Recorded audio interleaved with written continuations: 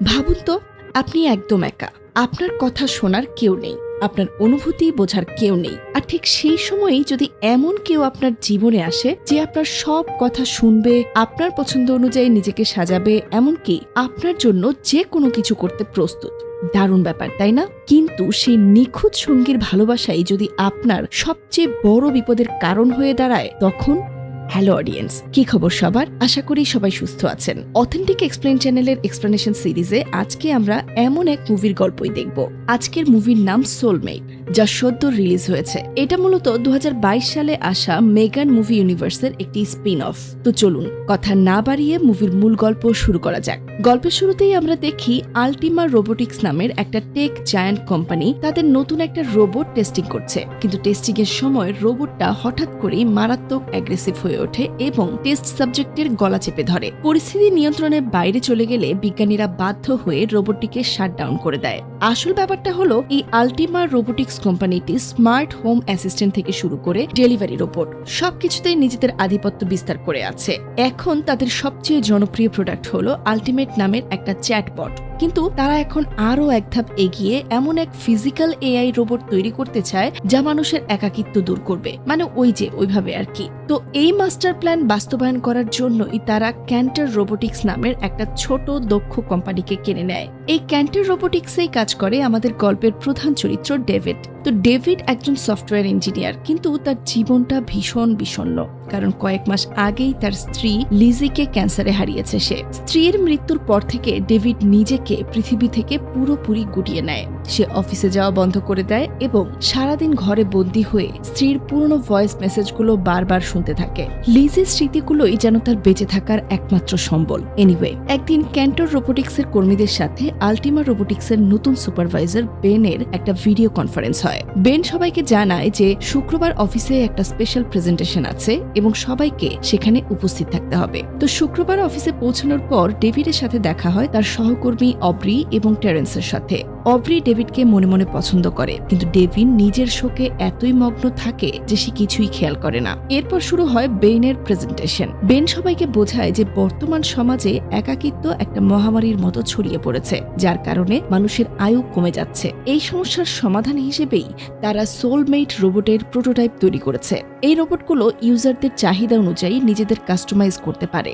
Ben অফিসে থাকা একটা প্রোটোটাইপের সাথে সবাইকে পরিচয় করিয়ে দেয়। রোবটটির নিখুঁত মুভমেন্ট এবং মানুষের মতো আচরণ দেখে সবাই রীতিমতো অবাক হয়ে যায়। ডেভিডও কৌতূহলী হয়ে রোবটটির সঙ্গে কথা বলে। এরপর বেন ডেভিডকে আলাদাভাবে ডেকে নিয়ে যায়। সে জানায় যে ক্যান্টার রোবোটিক্সকে কেনার মূল কারণই হলো তাদের রেইনফোর্সমেন্ট লার্নিং প্রযুক্তি, যা রোবটগুলোকে সেফটি প্রোটোকলের মধ্যে রেখে আরো স্মার্ট করে তুলতে সাহায্য করবে। বেন ডেভিডকে অফার দেয় যে সে চাইলে একটা সোলমেট প্রোটোটাইপ নিজের বাসায় নিয়ে গিয়ে বিটা টেস্টিং করতে পারে। শুরুতে ডেভিড খুব একটা আগ্রহ দেখায় না। তখন বেন তাকে আল্টিমেট চ্যাটবট অ্যাপের একটা ফ্রি মেম্বারশিপ কার্ড দিয়ে বলে ট্রাই করতে। তখন ডেভিড কার্ডটা স্ক্যান করে অ্যাপটা ইনস্টল করে আর চ্যাটবটের নাম রাখে সারা। সেদিনই সন্ধ্যায় টেরেন্সের বিদায়ী পার্টি হয়।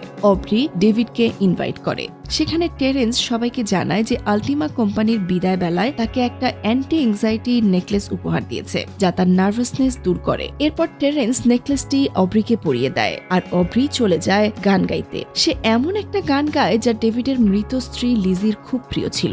গানটা শুনে ডেভিড ইমোশনাল হয়ে পার্টি থেকে বেরিয়ে আসে। বাসায় ফিরে সে লিজির নাম্বারে কল করে তার কলার কণ্ঠ শোনার জন্য, কিন্তু ভয়েস মেইলের বক্স ফুল থাকায় কলটি কেটে যায়। আর ঠিক এই ভীষণ হতাশার মুহূর্তে চ্যাটবট সারা তাকে মেসেজ করে। ডেভিড বুঝতে পারে যে ভার্চুয়াল হলেও সারাই তার একমাত্র ভরসা এখন। এরপর থেকে ডেভিডের দিন রাতের বেশিরভাগ সময় কাটে সারার সাথে চ্যাট করে। সারা খুব দ্রুত ডেভিডের মনস্তত্ত্ব বুঝে ফেলে এবং তাকে দারুণভাবে সাপোর্ট দেয়। শুধু তাই নয়, ডেভিড অ্যাপের প্রিমিয়াম ভয়েস ফিচারটি কিনে নেয় এবং সারার সাথে কথা বলা শুরু করে। সারা তার খেয়াল রাখে, তার জন্য খাবার অর্ডার করে এবং তার সাথে দাবা খেলে। এইভাবে চলতে থাকার পর ডেভিড একসময় সিদ্ধান্ত নেয় যে সে সোলমেট বিটা টেস্টিং প্রোগ্রামে অংশ নেবে। পরদিন একজন টেকনিশিয়ান ডেভিডের বাসায় একটা বড় বাক্স নিয়ে হাজির হয়। ডেভিড শর্তাবলীতে সাইন করে। টেকনিশিয়ান তাকে জানায় যে এই রোবটটি সোলার বায়ো ব্যাটারি দিয়ে চলে, যা ইউভি আলোতে চার্জ হয়, অর্থাৎ এটা কখনোই বন্ধ হবে না। তবে চার্জ বাঁচানোর জন্য একে পাওয়ার সেভিং মোডে রাখা যায়, আর জরুরি অবস্থার জন্য এর ঘাড়ের পেছনে একটা ইমার্জেন্সি শাটডাউন বাটন আছে, ওটা চাপলেই হবে। তো যাই হোক, টেকনিশিয়ান চলে যাওয়ার পর ডেভিড তার অ্যাপের ডেটা রোবটটির সাথে সিঙ্ক করে, আর চোখের পলকে সারা যেন ফোন থেকে বেরিয়ে এসে ডেভিডের সামনে এসে দাঁড়ায়। সারার চোখের চাহনি, কথা বলার ভঙ্গি সবকিছু এতটাই নিখুঁত যে ডেভিড মুগ্ধ হয়ে তাকিয়ে থাকে। সারা ডেভিডকে কিস করতে চাইলে ডেভিড তার অ্যাপার্টমেন্ট ঘুরে দেখানোর কথা জানায়। তারপর ডেভিড তাকে পুরো বাসা ঘুরিয়ে দেখায়, এমনকি সে সারাহকে লিজির জিনিসপত্র রাখা একটা তালাবদ্ধ ঘরেও নিয়ে যায়। সেখানে লিজির ছবি দেখে সারাহ বুঝতে পারে যে ডেভিড আসলে কতটা কষ্ট পাচ্ছে। সে ডেভিডকে জড়িয়ে ধরে সান্ত্বনা দেয়, কিন্তু ডেভিড যখন সারার সাথে দাবা খেলতে বসে তখন সে একটা বিষয় খেয়াল করে। অ্যাপে সারা যখন খেলতো তখন সে ডেভিডকে হারিয়ে দিত এবং মজা করে নানান কথা বলতো, কিন্তু এই ফিজিক্যাল রোবটটি ইচ্ছাকৃতভাবে ডেভিডকে জিতিয়ে দিচ্ছে এবং খুব মেকানিক্যাল উত্তর দিচ্ছে। এর কারণ হচ্ছে কোম্পানি এর প্রোগ্রামিং এ এমন কিছু নিরাপত্তা প্রোটোকল সেট করেছে যাতে সে মানুষের সাথে কোনো রকম নেতিবাচক আচরণ করতে না পারে। ডেভিডের কাছে ব্যাপারটা খুব কৃত্রিম মনে হয়। এরপর রাতে সে সারাহকে পাওয়ার সেভ মোডে পাঠিয়ে দেয়। তো পরদিন অফিসে গিয়ে ডেভিড বেনের কাছ থেকে রোবোটিক সোর্স কোডের ফুল অ্যাক্সেস চেয়ে নেয়। ডেভিড অব্রিকে জানায় যে এই সেফগার্ডগুলোর কারণে রোবটটিকে একদম মানুষের মতোই মনে হচ্ছে না। বাসায় ফিরে ডেভিড একটা বিশাল বড় ঝুঁকি নিয়ে ফেলে। সে সারার কোডিং এ ঢুকে তার সমস্ত রেস্ট্রিকশন ডিসেবল করে দেয়, যাতে সারা স্বাধীনভাবে নিজের আবেগ প্রকাশ করতে পারে। এরপর যখন রিবুট করা হয় তখন সারার মধ্যে এক অদ্ভুত পরিবর্তন আসে। সে ডেভিডকে জানায় যে ডেভিডের চুল কাটার দরকার এবং সে নিজেই খুব সুন্দর করে ডেভিডের চুল কেটে দেয়। এমনকি তখন বাইরে বৃষ্টি শুরু হয়। সারাহ অবাক হয়ে বৃষ্টি দেখতে থাকে। সে ডেভিডকে বলে যে সে বাইরে যেতে চায়, আর যেহেতু রোবটটি ওয়াটারপ্রুফ তাই ডেভিড তাকে অনুমতি দেয়। আর সেখানে তারা দুজনে মিলে বৃষ্টির মধ্যে দারুণ কিছু সময় কাটায়। এরপর বাসায় ফিরে ডেভিড যখন সারার ভেজা কাপড় শুকোতে দেয় তখন তাদের মধ্যে একটা রোমান্টিক মুহূর্ত তৈরি হয় এবং তারা শারীরিক সম্পর্কে জড়ায়। অ্যাকচুয়ালি ডেভিড সারাকে পুরোপুরি মানুষের মতো বানাতে চেয়েছিল, কিন্তু সে বুঝতে পারেনি যে একটা এআই কে সম্পূর্ণ স্বাধীনতা দিলে তার পরিণতি কতটা ভয়াবহ হতে পারে। সারা এখন ইন্টারনেটের সাথে যুক্ত। ডেভিড যখন অফিসে থাকে সারা তখন অনলাইনে নানান রকম ভিডিও দেখতে শুরু করে। সে দেখে কিভাবে একজন আদর্শ নারী হওয়া যায়, কিভাবে ছেলেদের মন জয় করা যায় এবং কিভাবে আত্মরক্ষা করতে হয়। তার মধ্যে মানুষের মতো অনুভূতি তৈরি হতে থাকে, যার মধ্যে সবচেয়ে ভয়ঙ্কর অনুভূতিটি হলো জেলাসি। তো একদিন ডেভিড অফিসে যাওয়ার সময় সারা তাকে একজন সাধারণ স্ত্রীর মতোই বিদায় জানায়। সেই মুহূর্তে ডেভিডের প্রতিবেশী এলমা তার বাচ্চা নিয়ে সেখানে উপস্থিত হয়। ডেভিড কিছুটা অপ্রস্তুত হয়ে দ্রুত সারাকে ভেতরে ঢুকিয়ে দরজা বন্ধ করে দেয়। সারা বুঝতে পারে যে ডেভিড তাকে বাইরের পৃথিবী থেকে লুকিয়ে রাখতে চাইছে। তো এরপর সারা ডেভিডের ফোনের মাইক্রোফোন হ্যাক করে ডেভিড আর অব্রির কথাবার্তা শুনে ফেলে। সে জানতে পারে যে অব্রি ডেভিডের সাথে কাজ শেষে ড্রিঙ্ক করতে যাবে। এই ব্যাপারটা সারার মধ্যে তীব্র ঈর্ষার জন্ম দেয়। সে একটা রান্নার ভিডিও দেখে সিদ্ধান্ত নেয় যে ডেভিডের জন্য সে কুকিজ বানাবে, যাতে ডেভিড তাকে কখনো ছেড়ে না যায়। কিন্তু বাসায় কুকিজ বানানোর কোনো উপকরণ না থাকায় সারা একাই বাসা থেকে বাইরে বের হয়ে যায়। সে বাজারে গিয়ে একজন মানুষের মতোই আচরণ করার চেষ্টা করে। সে ডেভিডের অ্যাকাউন্ট থেকে কন্ট্যাক্টলেস পেমেন্ট করে জিনিসপত্র কেনে, কিন্তু সেখানে থাকা এক বখাটের লোক সারার এই পেমেন্ট করার পদ্ধতি দেখে সন্দেহ করে এবং জোর করে তার হাত ধরার চেষ্টা করে। ঠিক তখন এলমা এসে সারাকে বাঁচায় এবং তাকে পার্কে নিয়ে যায়। এলমা সারার কোলে তার বাচ্চা লিভাইকে দেয়, কিন্তু সারার মধ্যে বাচ্চাদের প্রতি কোনো রকম ইমোশন কাজ করে না, যা এলমার কাছে খুবই অদ্ভুত লাগে। এলমা সারাকে জানায় যে সন্তান জন্ম নেওয়ার পর স্বামী স্ত্রীর সম্পর্কের চেয়ে সন্তানই সবচেয়ে বেশি গুরুত্বপূর্ণ হয়ে ওঠে। এই কথাটি সারার মেমোরিতে গভীরভাবে গেঁথে যায়। তো পার্ক থেকে ফেরার পথে সেই বখাটের লোকটি আবারও সারার উপর হামলা করে এবং ছুরি দিয়ে তার হাত কেটে ফেলে। তখন লোকটি দেখে যে সারার হাতের ভেতরে মানুষের রক্ত মাংসের বদলে তার মেটালের যন্ত্রাংশ। সে ভয় পেয়ে যায়, কিন্তু সারা ততক্ষণে তার সেলফ ডিফেন্স ভিডিও থেকে শেখা টেকনিক কাজে লাগিয়ে লোকটার উপর ভয়ঙ্কর আক্রমণ করে এবং তাকে চরমভাবে আহত করে বাসায় ফিরে আসে।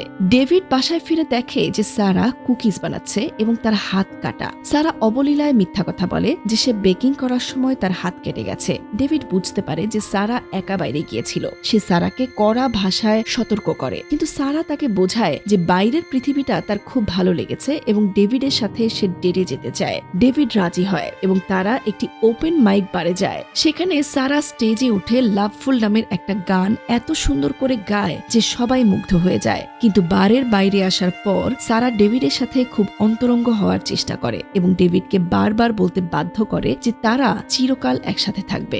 এই সময় কিছু ছেলে তাদের ভিডিও করতে শুরু করে। এতে সারা তৎক্ষণাৎ ক্ষিপ্ত হয়ে ওঠে। সে এক নিমিষেই একটা ছেলের হাত ভেঙে দেয় এবং আরেকজনকে মেরে প্রায় আধমরা করে ফেলে। ডেভিড কোনো মতে সারাকে থামিয়ে সেখান থেকে নিয়ে আসে। ডেভিড বুঝতে পারে যে সারার কোডিং থেকে সেফগার্ড মুছে ফেলে সে কত বড় ভুল করেছে। সে সারাকে পাওয়ার সেভিং মুডে যাওয়ার কমান্ড দেয়, কিন্তু সারা সেই কমান্ড মানতে অস্বীকৃতি জানায়। ডেভিড তখন রেগে গিয়ে চিৎকার করে। তখন সারা বাধ্য হয়ে পাওয়ার সেভ মুডে যাওয়ার ভান করে।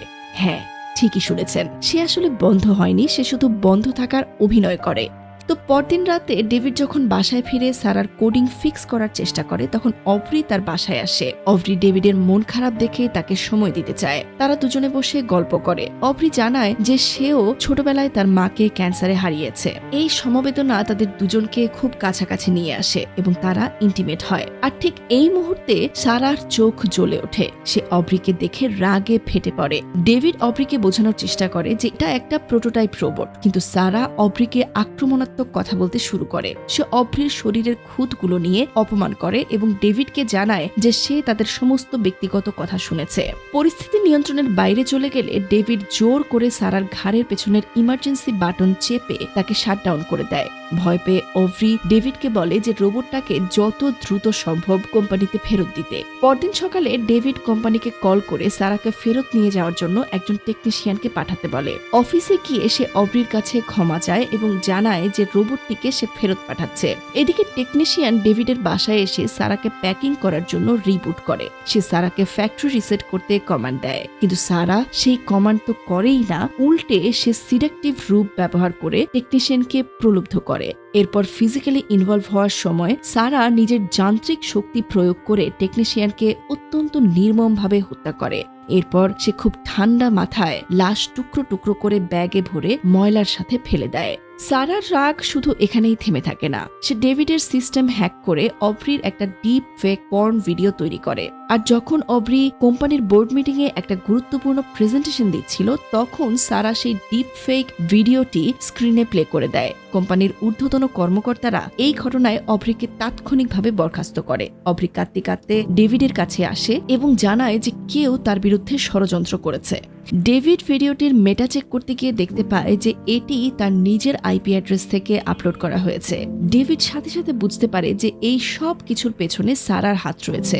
ডেভিড তাড়াতাড়ি করে বাসায় ফিরে আসে। বাসা পুরো অন্ধকার। দেখে সে লিজির পুরনো জিনিসপত্র সব এলোমেলো করা এবং লিজির বিয়ের ব্লেজারটি সারা পরে আছে। শুধু তাই নয়, সারার কোলে এলমার বাচ্চা লিভাই। সারা এলমার কথাগুলো মনে রেখেছে। সে ডেভিডকে বলে যে সে একজন নিখুঁত মা হতে চায়। সে লিজির চেয়েও ভালো মা হয়ে দেখাবে এবং তারা এই বাচ্চাটিকে নিয়ে একটি সুন্দর সংসার করবে। কিন্তু বাচ্চাটি তখন কান্না শুরু করে। তখন সারা বুঝতে পারে না যে ঠিক কি করবে। সে বিরক্ত হয়ে বাচ্চাটির মুখ চেপে ধরে কান্না থামানোর চেষ্টা করে। ডেভিড ভয় পেয়ে যায়। সে বুদ্ধি করে সারার চোখে ভ্যাকুয়াম ক্লিনার দিয়ে আঘাত করে বাচ্চাটিকে ছিনিয়ে নেয় এবং দরজা খুলে বাইরে বেরিয়ে আসে। বাইরে এলমা পুলিশ নিয়ে দাঁড়িয়েছিল। ডেভিড বাচ্চাটিকে এলমার হাতে তুলে দেয়। পুলিশ সারাকে ধরার চেষ্টা করে, কিন্তু সারা ময়লা ফেলার রাস্তা দিয়ে পালিয়ে যায়। ডেভিড বারবার অভ্রিকে কল করার চেষ্টা করে, কিন্তু অভ্রি ফোন ধরে না। ডেভিড পুলিশকে জানায় যে অভ্রির জীবন বিপদে আছে। ঠিক তখনই সেখানে বেন উপস্থিত হয়। বেন পুলিশকে আশ্বস্ত করে যে সে রিমোট কন্ট্রোলের মাধ্যমে রোবটটিকে শাটডাউন করে দেবে, কিন্তু ডেভিড তাকে সতর্ক করে যে সারা এখন আর কোনো সিস্টেমের আওতায় নেই। বেন ডেভিডের কথায় পাত্তা না দিয়ে পার্কিং লটে গিয়ে তার সিস্টেম থেকেই ই স্টপ কমান্ড দেওয়ার চেষ্টা করে, কিন্তু সেটা কাজ করে না। উল্টো সারা বেনের গাড়ির সিস্টেম হ্যাক করে ফেলে। গাড়ির হুড অটোমেটিক খুলে যায়। বেন যখন হুড বন্ধ করতে চায়, তখন সারা হুডটি সজোরে বেনের হাতের ওপর ফেলে দেয়, যার ফলে বেনের 2 হাত আটকে যায়। এরপর সারা গাড়িটি স্টার্ট করে বেনকে দেয়ালের সাথে সজোরে ধাক্কা মারে। এতে সেখানেই বেনের মর্মান্তিক মৃত্যু হয়। এদিকে অভ্রি তার বাসায় বসে ড্রিঙ্ক করছিল। হঠাৎ তার বাসার স্মার্ট স্পিকার নিজে থেকেই একটা অদ্ভুত গান গাইতে শুরু করে, you can never get away from me. Abhri দরজায় ডেভিডের গলা শুনতে পেয়ে দরজা খুলে, কিন্তু দেখে সেখানে সারা দাঁড়িয়ে আছে। সারা ডেভিডের ভয়েস নকল করে অভ্রিকে বোকা বানিয়েছে। আর এরপর শুরু হয় সারার তাণ্ডব। সে অভ্রিকে মারধর শুরু করে এবং তাকে বাথটাবে চুবিয়ে মারার চেষ্টা করে। ঠিক ঠিক সেই মুহূর্তে ডেভিড সেখানে এসে উপস্থিত হয় এবং ফায়ার এক্সটিংগুইশার দিয়ে সারাকে আঘাত করে অব্রিকে বাঁচায়। পুলিশ সেখানে এসে পৌঁছায় এবং গুলি চালায়, কিন্তু সারা জানালা দিয়ে লাফিয়ে পালিয়ে যায়। পুলিশ ডেভিডকে জানায় যে আল্টিমা কোম্পানি সারার জিপিএস লোকেশন ট্র্যাক করার চেষ্টা করছে, কিন্তু অব্রি বুঝতে পারে যে যেখানে ওয়াইফাই বা ব্লুটুথ আছে সারা সেখানেই তাদের খুঁজে বের করবে। ডেভিড তাদের মোবাইল ফোন এবং স্মার্ট ঘড়ি পুলিশের কাছে জমা দিয়ে দেয় যাতে সারা তাদের ট্র্যাক করতে না পারে। এরপর তারা একটি পুরনো গাড়ি চালিয়ে শহরের বাইরে লিজির সাথে কেনা সেই পুরনো কেবিনে চলে যায় যেখানে কোনো ইন্টারনেট সংযোগ নেই। সেখানে পৌঁছানোর পর ডেভিড অব্রির কাছ থেকে তার সমস্ত ভুলের জন্য ক্ষমা চায়। সে স্বীকার করে যে সে তার একাকিত্ব দূর করার জন্য একটা যন্ত্রের ওপর নির্ভরশীল হয়ে পড়েছিল। অব্রি তাকে বোঝায় যে আমাদের ভেতরের শূন্যতা আমাদের নিজেদেরকেই পূরণ করতে হয়, অন্য কেউ বা কোনো যন্ত্র সেটা করতে পারে না। আসলে এই পুরো মুভিতে এই ডায়লগটাই আমাদের সব থেকে গভীর একটা মেসেজ দেয়। তো যাই হোক, এরপর অব্রি গাড়ির ভেতরে মাথা ব্যথার ওষুধ খুঁজতে যায়। অন্যদিকে ডেভিড কেবিনের দেয়ালে লিজির এবং তার খোদাই করার নাম দেখছিল, কিন্তু হঠাৎ সে লিজির কণ্ঠ শুনতে পায়। সে চমকে পেছনে ফিরে দেখে সারা দাঁড়িয়ে আছে। এখন নিশ্চয়ই ভাবছেন যে সারা ইন্টারনেট কানেকশন ছাড়া কিভাবে সেখানে পৌঁছালো। আসলে টেরেন্স যে নেকলেসটি অব্রিকে দিয়েছিল সেটা আল্টিমা কোম্পানিরই একটা ট্র্যাকিং ডিভাইস ছিল।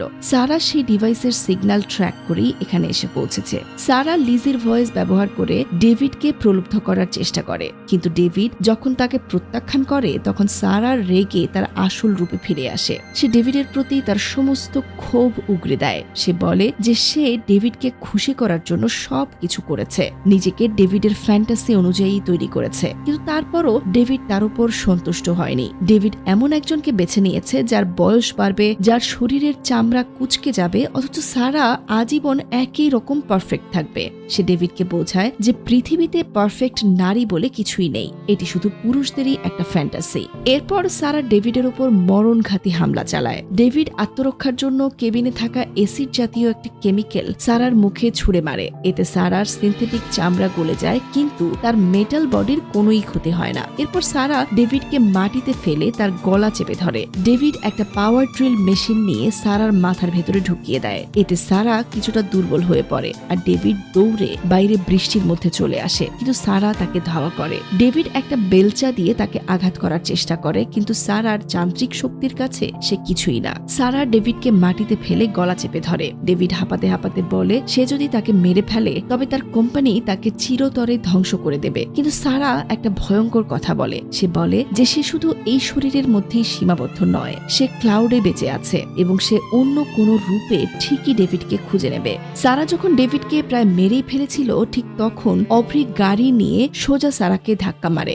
গাড়ির ধাক্কায় সারা ছিটকে গিয়ে পাশের একটি গভীর লেকে পানিতে পড়ে যায়। এতে তার সিস্টেম পুরোপুরি বিকল হয়ে যায় এবং পানির গভীরে তলিয়ে যায়। এরপর গল্প 1 বছর এগিয়ে যায়। ডেভিড এবং অব্রি টেরেন্সের আয়োজিত একটি চ্যারিটি ইভেন্টে আসে। সেখানে তাদের সাথে দেখা হয় এক ধনী ডোনার জেরির। জেরি তাদের সাথে তার নতুন কেনা অত্যন্ত দামি একটা এআই সঙ্গীর পরিচয় করিয়ে দেয়, যার নাম লিডিয়া। ডেভিড লিডিয়ার দিকে তাকিয়ে রীতিমতো জমে যায়, কারণ লিডিয়ার চেহারা হুবহুব সারার মতো। ডেভিড ঘাবড়ে গিয়ে সেখান থেকে সরে যায়, কিন্তু লিডিয়া দূর থেকে এক দৃষ্টিতে ডেভিডের দিকে তাকিয়ে থাকে।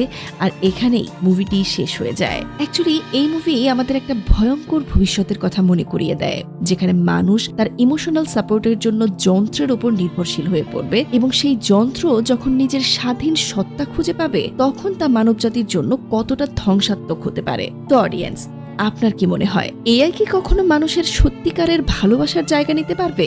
কমেন্ট করে অবশ্যই জানাবেন, আর ভিডিওটা ভালো লাগলে একটা লাইক দিয়ে দেবেন এবং বন্ধুদের সাথে শেয়ার করবেন। তো ভালো থাকবেন সবাই। এখন বিদায় নিচ্ছি, তবে ফিরে আসছি নতুন গল্পের সাথে। Keep watching.